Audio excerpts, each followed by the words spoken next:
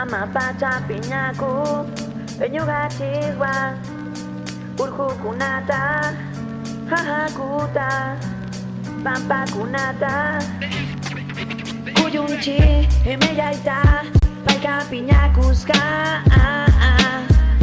sí. Pitani manager hana kuncha nyumsaku nachu kangu kichis emanya nachu kawan kichis maita parinki tarinki wakakunato waiti chakisga amaju huyun warmakunata runa unjunta nyumsakunata kajapa uskago purin yakin manta maska mikuta albata tarpunampa iruna hapa emana riksichu imanananta nija hataha ebaikunaha ajinta wisanta sasa punyo kuchiina warmikunata wachachingai kuina Paikunaha ajinta wisanta sasa punyo kuchiina warmikunata wachachingai kuina Mama pacha piñaku enyugachizwa urjukunata jajakuta pampakunata kuyunchin midaita paika piñakuska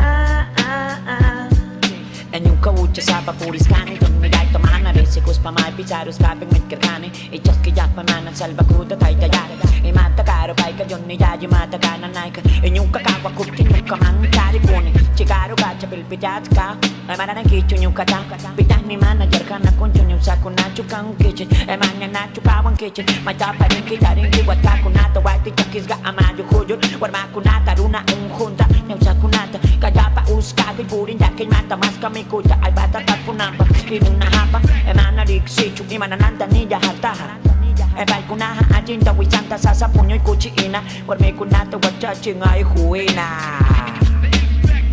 Mama pacha piñaku enyugachizwa urjukunata jajakuta pampakunata ikuyunching imiyaita paika piñakuska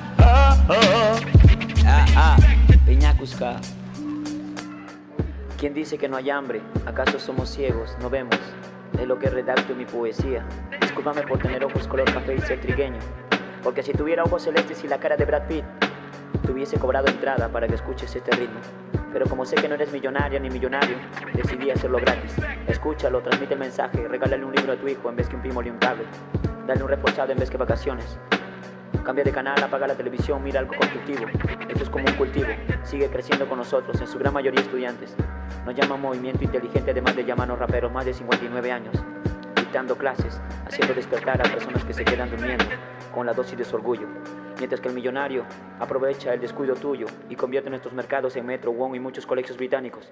Su intención es cambiar nuestra moneda, euro o dólar ponerle. ¡Despierta!